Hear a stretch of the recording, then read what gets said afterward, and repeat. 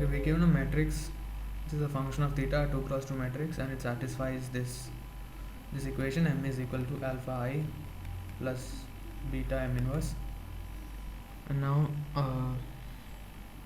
we are asked to find alpha prime plus beta prime, where alpha prime is minimum of all alpha thetas for varying theta, and same for beta prime. Okay, so now since it's 2 cross 2 matrix, it's easy to find the inverse of M. So M is equal to determinant M inverse is equal to adjoint of M by determinant of M. Okay, it's equal to adjoint of a matrix. You can easily find using of a 2 cross 2 matrix. You can find by just switching the diagonal terms and taking the negative of the other diagonal. So we have switched these two terms, and now it's 1 plus sine square theta here, and minus 1 minus cos square theta. Now let's substitute this value of M inverse in our equation. Before that, let's find determinant of M. Determinant of M is sine power 4 theta cos power 4 theta plus this is 1 plus sine square theta and 1 plus cos square theta. That's what will come out of it. So sine square theta plus cos square theta is 1, so that cancels, not cancels, I mean that is 1, and it becomes sine square theta cos square theta. This is what determinant of M is. Okay, now after substituting in that equation, let's compare the first terms. The first term is, on the left side is sine 4 theta, on the right side it's alpha times first term of I, which is 1, plus beta times first term of M inverse. What is that? It's cos 4 theta by determinant of M. Okay, and comparing the second terms, we get minus 1 minus sine square theta is equal to alpha times the second term of I, which is 0, plus second term. By second term I mean this entry, first row, second column. Okay, so beta times,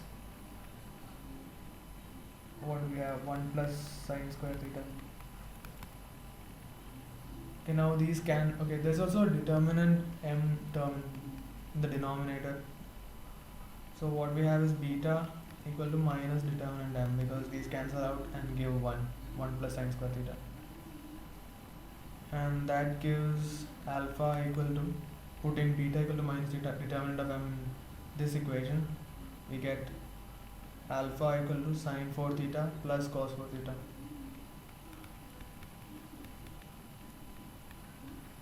Now we have to find the minimum of alpha and beta for varying theta. Okay, let's consider now sine theta cos theta to be t, and we need a bound on sine theta cos theta to make our calculations here. So let's go ahead and try that out. We know sine square theta plus cos square theta equal to 1. So theta equal to 1. Now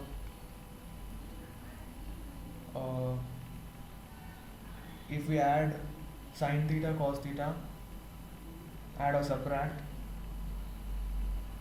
we can complete the square. Sine theta minus cos theta the whole square plus 2 sine theta cos theta, because I've added and subtracted sine theta cos theta, 2 sine theta cos theta I mean. So we get 1 minus 2 sine theta cos theta. Okay, we know this is greater than 0, this square term is greater than or equal to 0. So 1 minus sine theta cos theta is greater than or equal to 0. That gives us sin theta cos theta less than or equal to 1 by 2. Similarly, if you put sin theta plus cos theta whole square, then we'll get another inequality which gives us sin theta cos theta less than or equal to greater than or equal to minus half. So our t lies between half and minus half, and alpha is t power 4 plus t square plus t power 4, wait, that's beta, t power 4 plus t square plus 2, negative of that.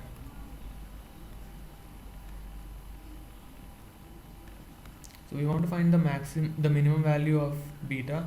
So we have to find, it's enough to find the maximum value of this thing. And if you observe this function, we see that the derivative of it is positive for all positive t and negative for all negative t, and 0 for 0, t equal to 0. So that means it's a decreasing function till, it's like a decreasing function till 0, and at 0 its value is 2. You don't need this exactly, but it really helps to solve the problem. This is roughly how it looks, the function. So we can observe the maximum value of this is infinity, but we are restricted to t less than or equal to mod t less than or equal to half. So we are restricted to this area. So since it's increasing, the maximum value will be at t equal to half here, or at t equal to minus half. Either case we'll get the same thing. So what is that value? T equal to half, we get minus 1 by 16 plus 1 by 4 plus 2. This is 32 plus 416, 36 plus 137 minus 37 by 16. Now alpha is, what was alpha? Alpha is sin 4 theta plus cos 4 theta. So we need some simplification for that too.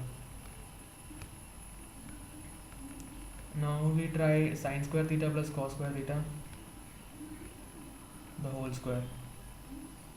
Minus would also work. Let's try this one. This is sin 4 theta plus cos 4 theta plus 2 sin square theta cos square theta. So this is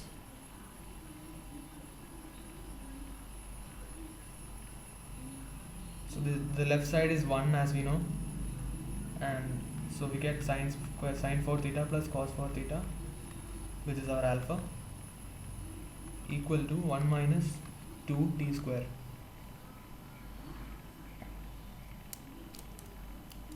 So alpha is now a decreasing function.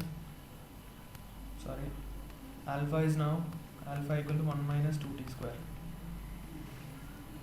So alpha is a decreasing function of t square, decreasing function of t square. If you differentiate with respect to t square, you get minus 2. So it's a decreasing function of t square. Therefore, also we know t square belongs to 0 to 1 by 4. Right, so t square is always positive, and so in order to find its minimum value, since it's decreasing, we just need to find out at t equal to 1 by 4. T equal to half, t square equal to 1 by 4. What that gives us is 1 minus 2 into 1 by 4, which is 1 minus half equal to half. Now these are the corresponding minimum values for alpha theta and beta theta. So alpha prime plus beta prime, we got it as 1 by 2 plus minus 37 by 16. This is um,